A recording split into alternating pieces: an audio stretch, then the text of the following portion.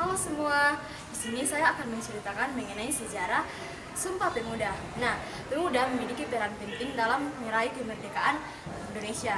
Nah, sejak tahun 1915, para pemuda telah memelopori berdirinya organisasi kepemudaan yang bersifat kedaerahan. Nah, seperti organisasi Jong Java, Jong Sumatera, Jong Ambon, dan pelajar antar Minahasa dan Sekar Rukun.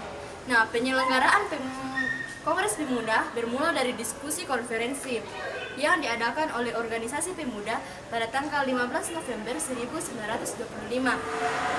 Setelah itu, melalui berbagai persiapan, Komite Kongres Pemuda berhasil menyelenggarakan Kongres Pemuda 1 pada tanggal 30 April sampai tanggal 2 Mei 1926 di Jakarta dan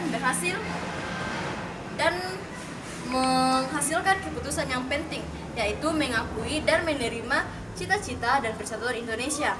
Kemudian pada tanggal 12 Agustus 1928, PPI membentuk panitia penyelenggara Kongres Pemuda II. Kongres Pemuda II berlangsung pada tanggal 27 Oktober sampai 28 Oktober 1928 di Jakarta. Inilah yang menjadi tonggak sejarah karena dirumuskannya Sumpah Pemuda. Nah, adapun isi rumusan Sumpah Pemuda yang dirumuskan pada Kongres Pemuda II yaitu sebagai berikut. Sumpah Pemuda. Kami, putra dan putri Indonesia, mengaku bertumpah darah yang satu, tanah air Indonesia.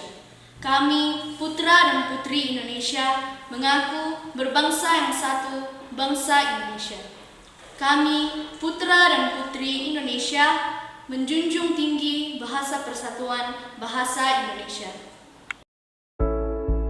Hasil Kongres Pemuda di Indonesia, terutama pada Kongres Pemuda II yang berlangsung pada tanggal 27 sampai 28 Oktober 1928 adalah tonggak penting dalam sejarah perjuangan kemerdekaan Indonesia.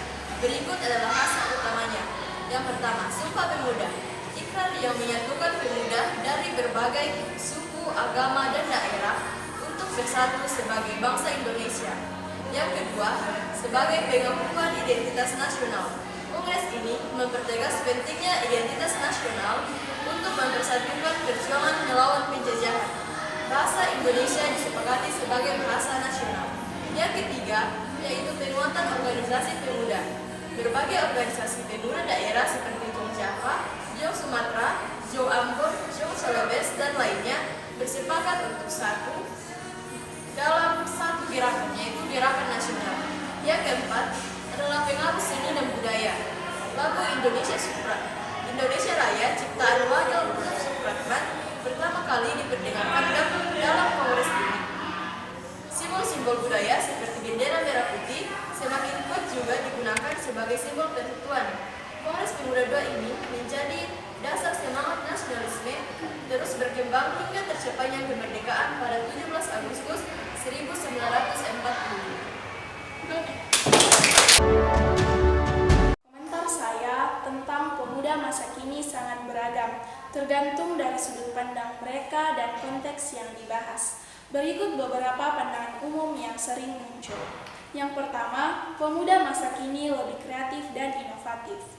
Banyak anak muda melihat generasi sekarang sebagai kelompok yang lebih kreatif dan inovatif, terutama dengan kemajuan teknologi. Pemuda masa kini dianggap cepat beradaptasi dengan teknologi digital, menciptakan peluang baru seperti menjadi konten kreator atau inovator di berbagai bidang. Contohnya yaitu pemuda sekarang lebih berani menciptakan sesuatu yang baru, apalagi dengan bantuan teknologi. Mereka punya banyak cara untuk mengekspresikan diri dari media sosial. Yang kedua yaitu semangat perubahan yang lebih bebas. Anak muda juga sering memandang generasi sekarang sebagai orang yang lebih bebas dan terbuka terhadap perbedaan, baik dalam pemikiran, budaya, maupun gaya hidup. Mereka lebih berani menyuarakan pendapat tentang isu-isu seperti lingkungan, kesetaraan, dan keadilan sosial. Contohnya yaitu pemuda sekarang punya kesadaran yang lebih tinggi soal isu global. Mereka tidak takut untuk speak up meski harus menghadapi resiko. Yang ketiga yaitu dinilai cenderung individualis. Namun, ada pula kritik dari anak muda sendiri bahwa pemuda masa kini lebih individualis dan terlalu fokus pada diri sendiri. Hal ini sering dikaitkan dengan budaya media sosial yang menonjol citra personal. Contohnya yaitu kadang terlalu sibuk membuat konten atau mengejar popularitas hingga lupa dengan esensi kehidupan sosial. Dan juga mungkin kita jadi lebih terisolir. Yang keempat, perubahan sosial dan lingkungan, yaitu mereka berharap generasi ini dan pemerintah lebih peduli terhadap isu sosial dan lingkungan seperti perubahan iklim, keadaan sosial, dan kesejahteraan masyarakat. Harapannya yaitu yang pertama, kita butuh kebijakan yang benar-benar menjaga lingkungan. Yang kedua, lebih banyak aksi nyata untuk mengatasi ketimpangan sosial. Yang kelima, keseimbangan antara tradisi dan modernitas, yaitu mereka berharap bisa menjaga budaya lokal sambil tetap berkembang dengan kemajuan global. Harapannya itu yang pertama, modernisasi penting tapi jangan sampai kehilangan identitas budaya. Yang kedua, ada keseimbangan antara tradisi dan teknologi. Yang keenam, yaitu kehidupan yang lebih bermakna. Yaitu di tengah kesibukan dunia digital, anak muda berharap menemukan makna hidup melalui hubungan yang nyata, pengalaman berharga, dan kebahagiaan sejati. Harapannya yang pertama, hidup bukan cuma soal materi, tapi juga kebahagiaan batin. Yang kedua, kami ingin merasakan dampak positif dari apa yang kami lakukan. Secara keseluruhan, mereka menginginkan masa depan inklusif, berkelanjutan, dan penuh kesempatan untuk mewujudkan potensi terbaik mereka. Anak muda masa kini memiliki harapan yang mencerminkan kebutuhan mereka untuk berkembang, dihargai, dan menciptakan masa depan yang lebih baik. Berikut beberapa hal yang anak muda sekarang harapkan. Yang pertama, peluang karir dan pendidikan yang lebih baik. Mereka menginginkan akses ke pendidikan berkualitas dan kesempatan kerja yang sesuai dengan bakat dan minat.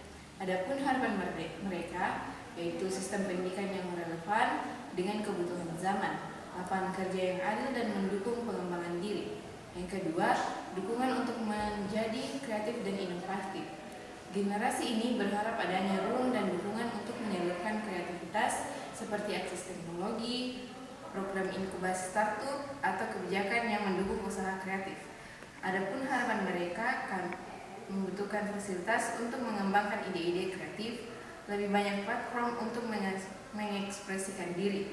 Yang ketiga, lingkungan sosial yang inklusif. Anak muda ingin hidup di lingkungan yang menghargai keberagaman tanpa diskriminasi atau prasangka.